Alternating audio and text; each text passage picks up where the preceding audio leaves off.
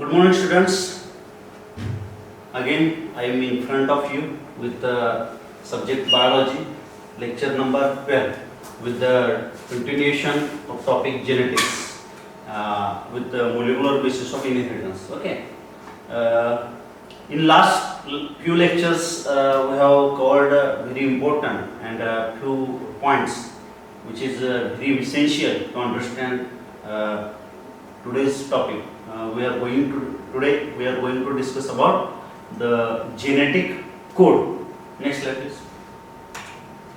हे पहा, मागच्या तासाला आपण बरेचशीच माहिती घेतलेली आहे की ज्याच्यामध्ये डीएनएचं स्ट्रक्चर कसं असतं, त्याच्या जेनेटिक मटेरियलसाठी जे डीएनए हे जेनेटिक मटेरियल आहे हे समजावून सांगण्यासाठी बरेचसेच एक्सपेरिमेंट्स आपण बघितलेले आहेत. त्या एक्सपेरिमेंटच्या माध्यमातून आपल्याला लक्षात आलेलं आहे की डीएनए जे आहे हे युकॅरियोटिकमध्ये जेनेटिक मटेरियल आहे आणि आरएनए जे आहे हे व्हायरसेसमध्ये जेनेटिक मटेरियल आहे जे इन्फॉर्मेशन कोड करण्याचं काम करत असते आणि एका जनरेशनकडून दुसऱ्या जनरेशनकडे ते पास करते. त्याच्यानंतर आपण बघितलं अतिशय महत्त्वाचा जो प्रोटीन सिंथेसिस जी प्रोसेस आहे की त्याच्यामध्ये आपण सेंट्रल डोग्मा ही कन्सेप्ट बघितली आहे. पुन्हा मी तुम्हाला रिवाइज करतोय की सेंट्रल डोग्मामध्ये जनरली डीएनएचं रिप्लिकेशन होतं, मल्टिपल कॉपीज तयार होतात जे आयडेंटिकल आणि सिमिलर असतात. तर त्या डीएनएचं कन्व्हर्जन एमआरएनए होतं, म्हणजेच मेसेंजर आरएनए मध्ये होतं, ज्याच्यामध्ये डीएनएच्या एका स्ट्रँडची इन्फॉर्मेशन कोड केलेली असते in the form of genetic information आणि या प्रक्रियेला आपण ट्रान्सक्रिप्शन असं म्हणतो. त्याच्यानंतर एमआरएनएचं कन्व्हर्जन प्रोटीन मध्ये होतं.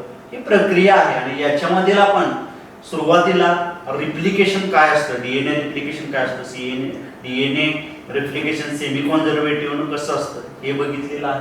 त्याच्यानंतर आपण बघितले की डीएनएचं एमआरएनए मध्येच म्हणजे आरएनए मध्ये म्हणजेच या डीएनएच्या एका स्ट्रँड मधले जेनेटिक इन्फॉर्मेशन कोड करून त्याचं आरएनए मध्येच म्हणजेच मेसेंजर आरएनए मध्ये कसं कन्व्हर्जन केलं जातं हे बघितलंय आणि त्याच्यासाठी आपण नाव वापरलेलं आहे ट्रान्सक्रिप्शन प्रोसेस.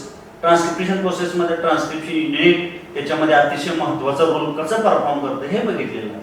तर आता आपण पुढच्या प्रक्रियेकडे जायचं आहे, ती प्रक्रिया म्हणजे translation. But before going to start or before going to move translation, it is very important to know about how mRNA get converted into protein.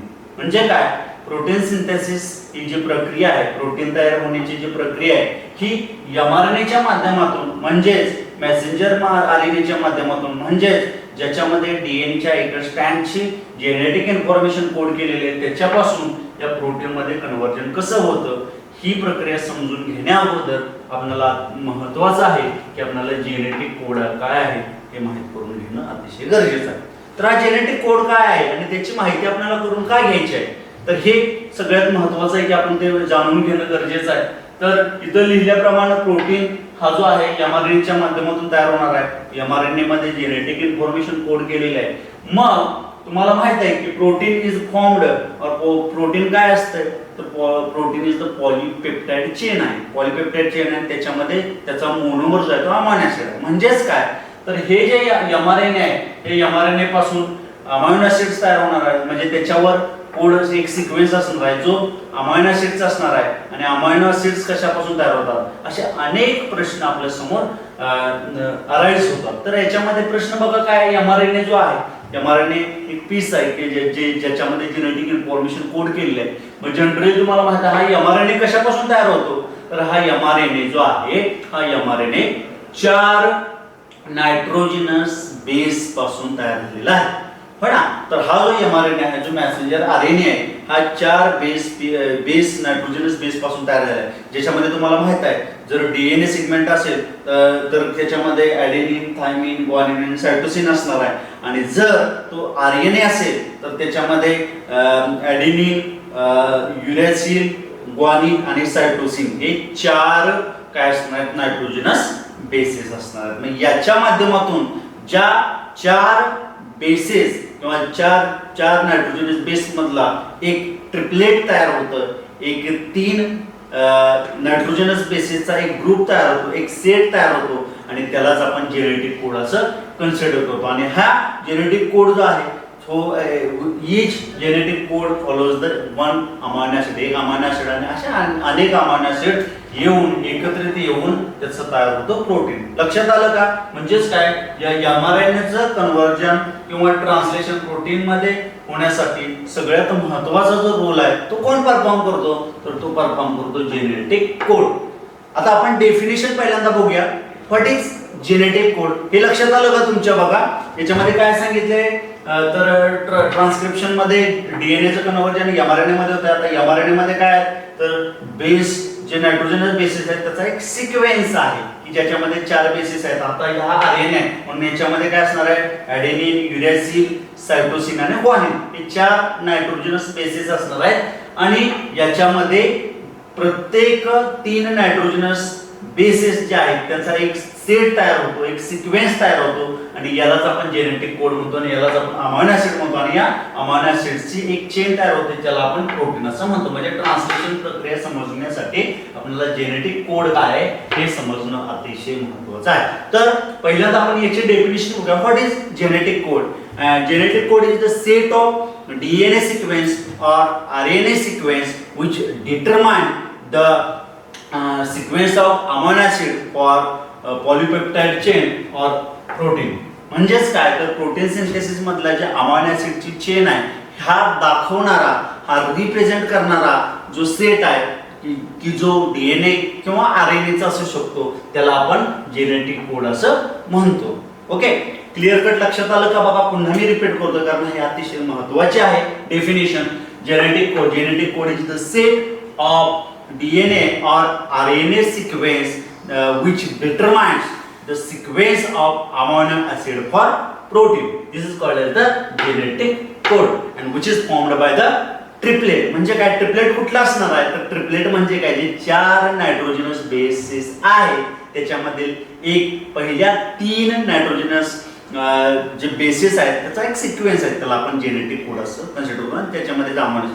मग प्रश्न असा निर्माण होईल की जे प्रोटीन तयार होतो अमायनो ऍसिड्स पासून तयार होतो. मग नेचर मध्ये अमायनो ऍसिड्स किती आहेत तर नेचर मध्ये नॅचरली ऑकरिंग अमायनो ऍसिड्स जे आहेत तो 20 amino acids and that code for 64 codons. 64 codon असतात त्याच्यामध्ये 61 जे आहेत ते जेनेटिक कोड असतात आणि राहिलेले 3 जे आहेत ते स्टॉप कोडॉन्स वगैरे असतात ज्याची चर्चा आपण नेक्स्ट पॉइंट मध्ये करणार आहोत.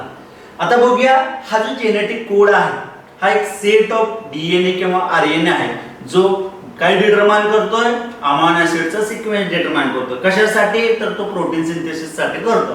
हे क्लिअर कट लक्षात आलं जो ट्रिपलेट म्हणून. मग आता याचे काही प्रॉपर्टीज आहेत, या जेनेटिक कोडच्या काही प्रॉपर्टीज आहेत त्या आपण वन बाय वन बघूया. तर त्या कोणत्या आहेत तर या पॉइंट मध्ये दिलेलं आहे क्लिअर कट बघा.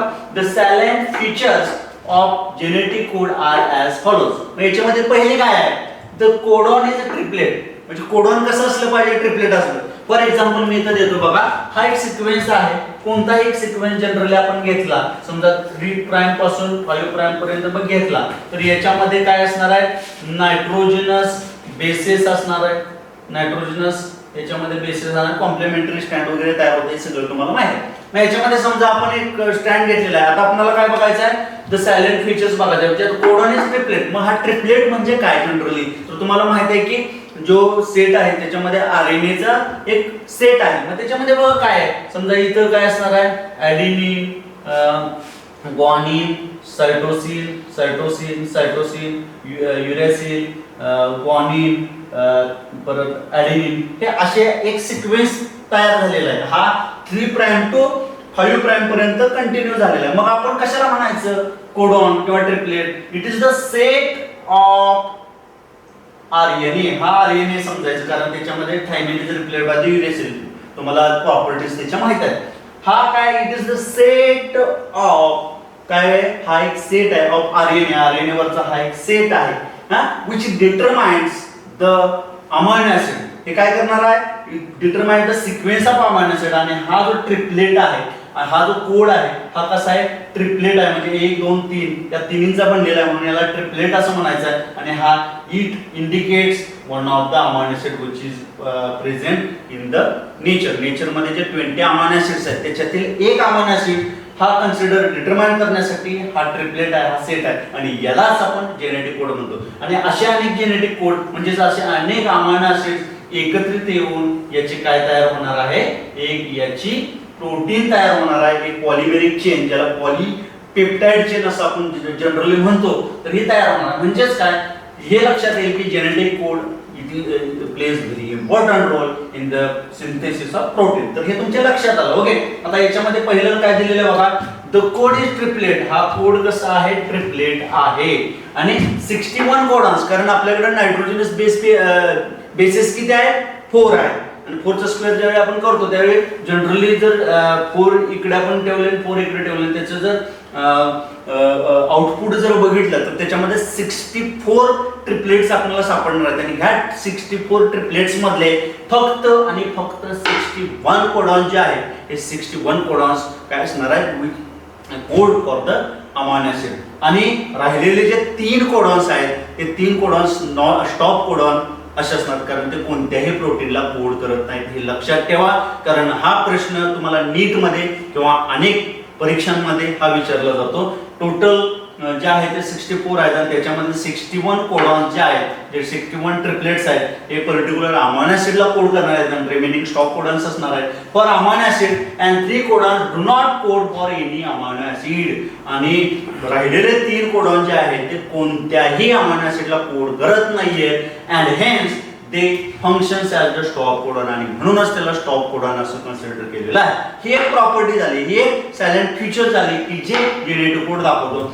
सेकंड बघा, some amino acids are coded by more than 1 codon. म्हणजे काय, तर असे काही अमायनो ऍसिड्स आहेत किंवा असे काही कोडॉन्स आहेत, असे काही ट्रिपलेट कोड्स आहेत की एकच काय सिक्वेन्स आहे, एकच सेट आहे, हा 2 किंवा 3 प्रकारच्या अमायनो ऍसिड्सना कोड करतो as per the nature of protein. Protein कोणत्या प्रकारचं आहे त्याच्या अकॉर्डिंगली तो स्टॉप कोडॉन आहे, स्टॉप कोडॉनच्या पुढे आहे का, किंवा त्याचे जे क्रायटेरिया आहे त्याच्या अकॉर्डिंगली हे जे कोडॉन्स आहेत ते एक कोडॉन अनेक अमायनो ऍसिड म्हणजे 2 किंवा 3 अमायनो ऍसिड्सना कोड करू शकतो.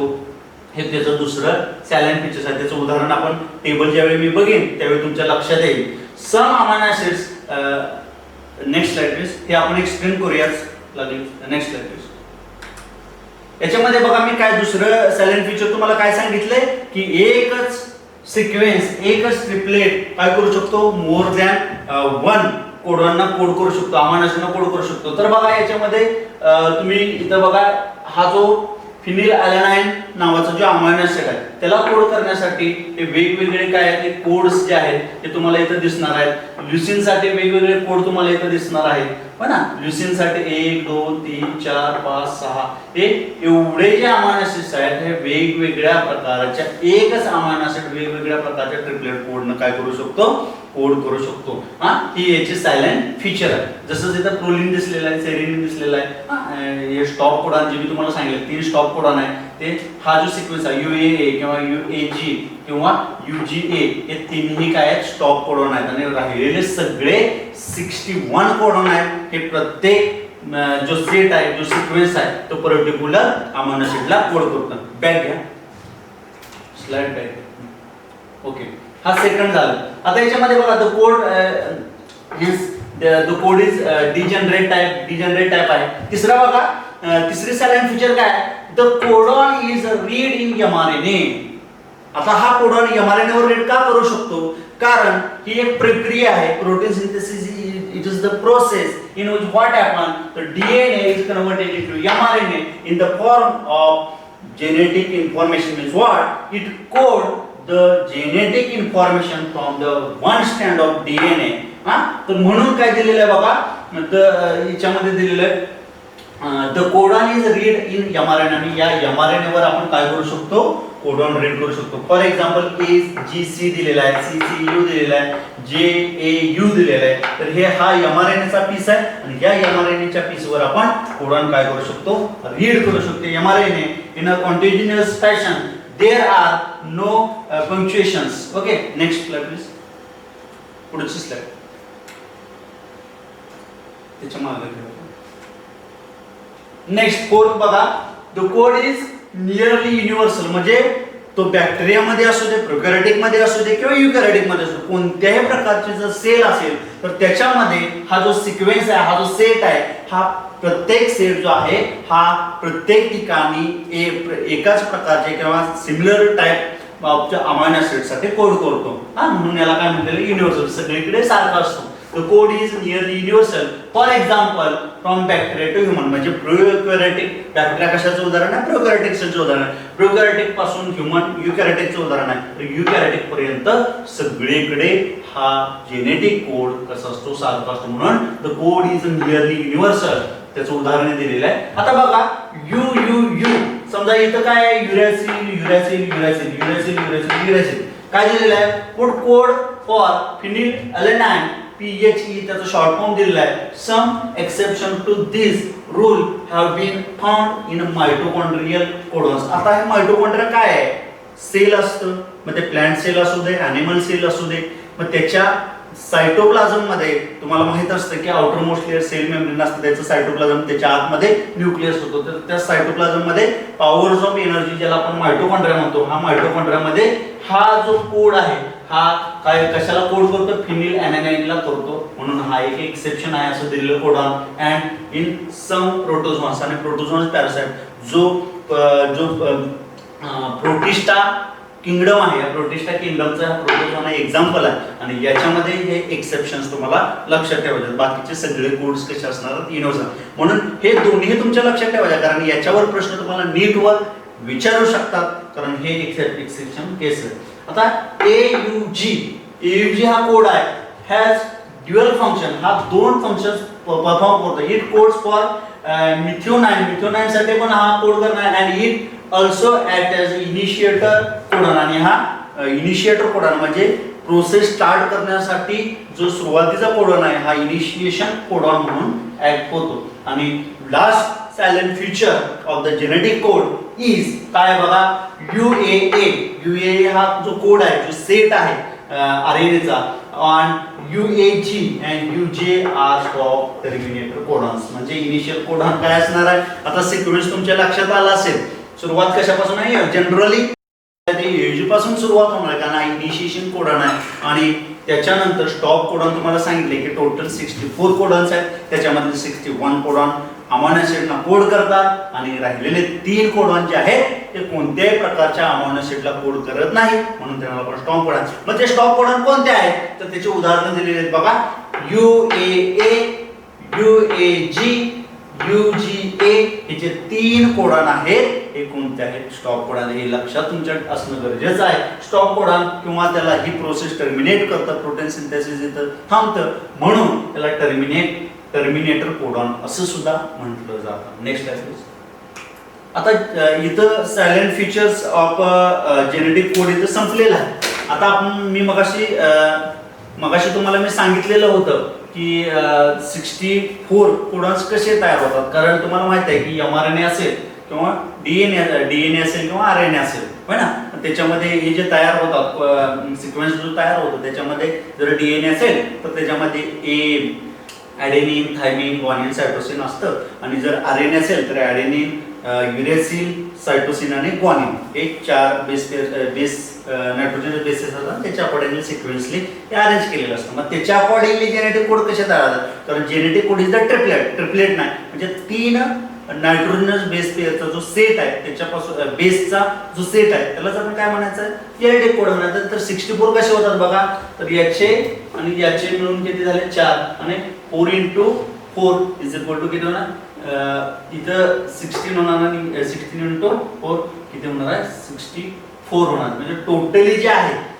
याच्यामध्ये तुम्हाला दिसलं तर बघा 1 2 3 4 1 2 3 4 असं सगळं जर टोटल काउंट केलं तर तुम्हाला किती दिसणार, 64 दिसणार. त्याच्यामध्ये 61 जे आहे which codes for the amino acid, and these 3 कुठला UGA स्टॉप कोडॉन एक दिसतो, UAA स्टॉप कोडॉन, UAG हे 3 कोडॉन कसे स्टॉप कोडॉन. कारण का स्टॉप कोडॉन का म्हणायचं त्याला?